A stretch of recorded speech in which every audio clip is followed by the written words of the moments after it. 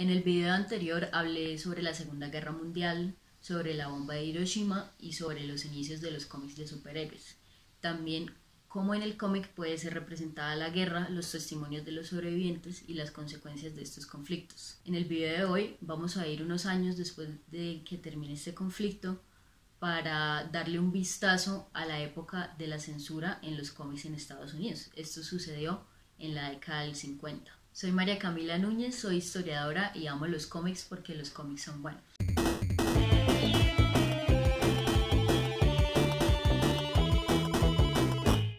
Entre 1917 y 1921 apareció en Estados Unidos lo que se denominó como el First Red Scare o la amenaza roja. Esto consistió en una paranoia masiva que creía que el comunismo se iba a tomar el mundo. Esto fue detonado por la Revolución Rusa de 1917. Se empezó a perseguir a cualquier persona que fuera simpatizante del Partido Comunista o que estuviera cerca de las ideas de izquierda. El entonces fiscal Palmer fue la persona que dirigió esta cacería de brujas contra las personas señaladas de ser comunistas o amigos de los comunistas. Bajo su régimen hubo requisas, arrestos y deportaciones arbitrarias e ilegales. En 1919 se enviaron varias bombas por correo a políticos y otras figuras influyentes. Una de esas bombas llegó a la casa de Palmer. Este hecho solo agudizó esa cacería de brujas, esa persecución. J. Edgar Hoover fue un aliado muy importante de Palmer. Hoover fue el primer director del FBI que pasaría a la historia como una figura sumamente controversial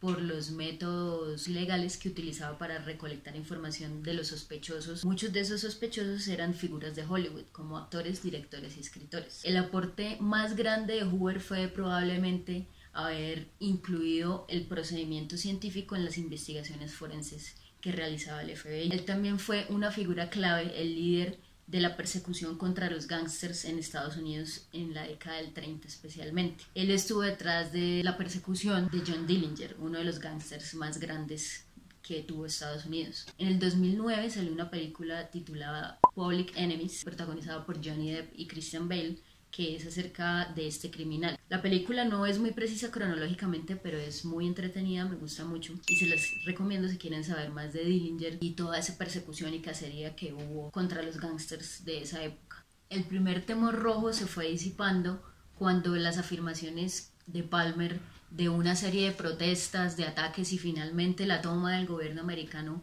por los comunistas no sucedieron. Decía que esto iba a pasar el 1 de mayo del año 1920, pero por supuesto esto solo eran exageraciones de Palmer. La credibilidad contra el entonces fiscal general se disipó y la primera amenaza roja llegó a su fin. Después de la Segunda Guerra Mundial, en el año de 1947 empezaría el Second Red Scare o el segundo temor rojo. Ya que los nazis y los fascistas se habían derrotado en la Segunda Guerra Mundial, el comunismo era ahora el enemigo número uno del estilo de vida americano. Por supuesto, esto se vio reflejado en manifestaciones artísticas como el cine y, claro, los cómics. La censura de los cómics en la década del 50 se dio en el periodo de lo que se denominó el macartismo. El senador Joseph McCarthy, que estuvo en este puesto del 53 al 55, fue la persona que lideró esta nueva cacería de brujas contra las personas que simpatizaban con el comunismo, personas que supuestamente eran subversivas y se podían acusar de ser traidores a la patria. Esta persecución llegó a Hollywood. Se crearon unas listas negras en las cuales se incluían los nombres de actores, guionistas y directores que estaban relacionados con el comunismo o con ideologías de izquierda. El caso más famoso seguramente es el del escritor Dalton Trumbo, quien estaba afiliado al Partido Comunista. Trumbo llegó a pagar 11 meses de cárcel bajo el cargo de obstrucción de una investigación del Congreso. En esta época y bajo este contexto, Hoover propuso algo sumamente controversial, que fue suspender el recurso jurídico del habeas corpus, que básicamente no permite que una persona esté detenida sin tener cargos por los cuales justifiquen su detención. Afortunadamente, el presidente de ese momento de Estados Unidos, Harry Truman, se negó a esta petición del director del FBI. En general, la década del 50 en Estados Unidos suele romantizarse. Gris o Vaselina en español y Volver al futuro son dos de las obras audiovisuales o películas que reflejan este sentimiento hacia esta época. Sin embargo,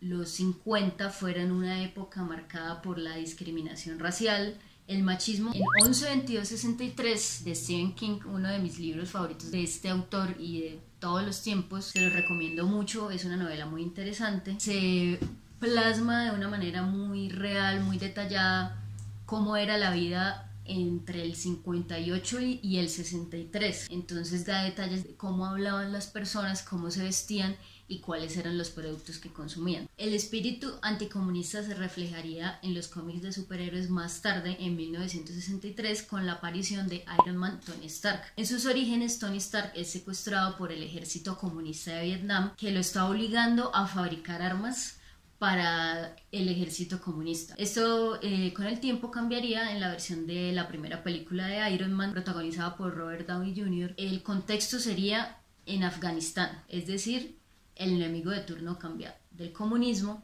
a los terroristas orientales árabes. En 1961, el Gremio Católico de Estados Unidos publicaría una serie de cómics bajo el título del Cofre del Tesoro. Una de estas historietas se llamaba El comunismo sin Dios. En ella personajes muy importantes para la historia del comunismo como Marx o Lenin eran presentados como unos villanos caricaturizados. Este cómic era precedido por una carta firmada por el mismísimo J. Edgar Hoover, en la cual aprobaba la producción de estos cómics, en los cuales el objetivo era informar a los más jóvenes de los peligros que representaba el comunismo para el estilo de vida norteamericano. En las últimas páginas de este cómic aparece el manifiesto comunista rodeado por una serpiente, una de las maneras de representar gráficamente al diablo más comunes en el cristianismo. También en las últimas páginas un cura le informa a un par de jóvenes que el comunismo es un pecado y cualquiera que lo siga está condenado. Les menciona que la aparición de la Virgen de Fátima en Portugal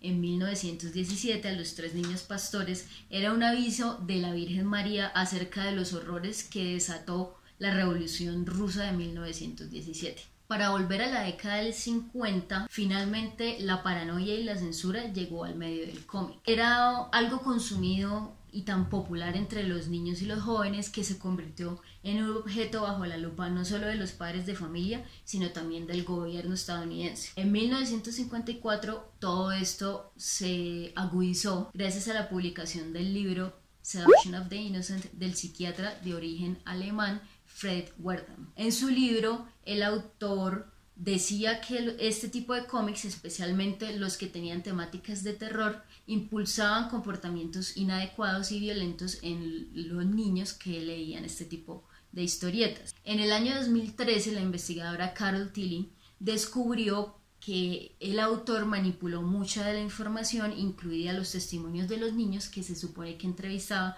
para justificar las cosas que decía en su libro y que promovieron la censura del cómic en este país. La editorial Easy Comics, a cargo de William Gaines, fue una de las principales afectadas por este periodo de censura que explotó después de la publicación de Seduction of the Innocent. El cómic más popular que publicaban era Cuentos de la Cripta, y por supuesto fue de los que cayó en esta redada, en esta cacería de brujas en el cómic. La popularidad de Cuentos de la Cripta fue tan grande que entre el 89 y el 96 HBO produjo y transmitió una versión para la televisión de las historias que aparecían en la serie de cómics. Más tarde, entre el 93 y el 99, había una serie animada llamada Los Cuentos del Guardián de la Cripta, que era una versión más light que la serie de HBO. En esa misma época aparecerían otras series que fueron muy famosas en este mismo formato, como lo fueron El Témese a la Oscuridad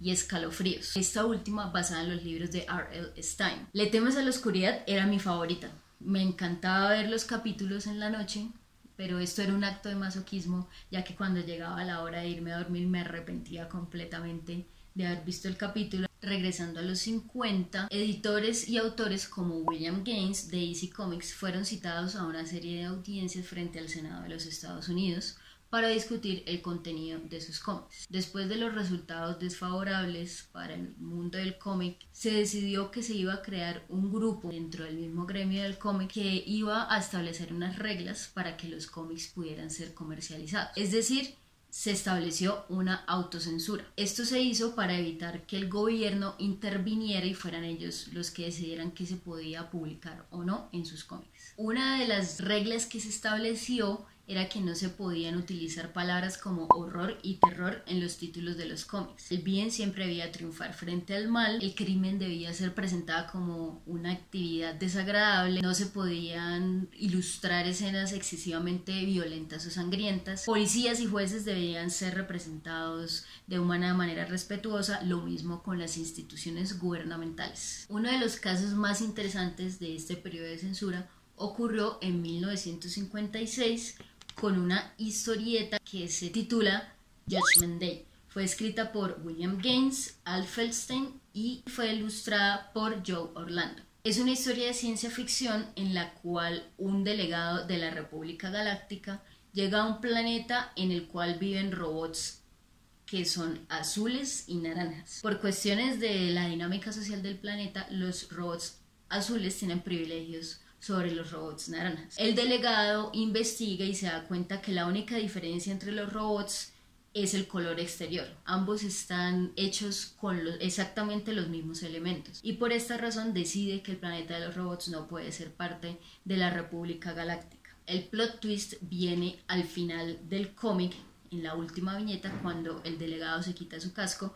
y vemos que es un hombre negro. Charles Murphy, el administrador del organismo de la Comics Code Authority, que fue este grupo de personas encargadas de censurar los cómics, se negó a que el protagonista de la historia fuera un hombre negro. Esto nos recuerda que no solo las reglas conservadoras del código eran lo que censuraba o limitaba lo que se podía publicar en los cómics. El racismo latente de la época permeaba en todas las manifestaciones artísticas y en los medios de comunicación. La censura en Hollywood y por supuesto en el medio del cómic es una muestra de las medidas extremas que pueden llegar a imponerse cuando hay una paranoia masiva.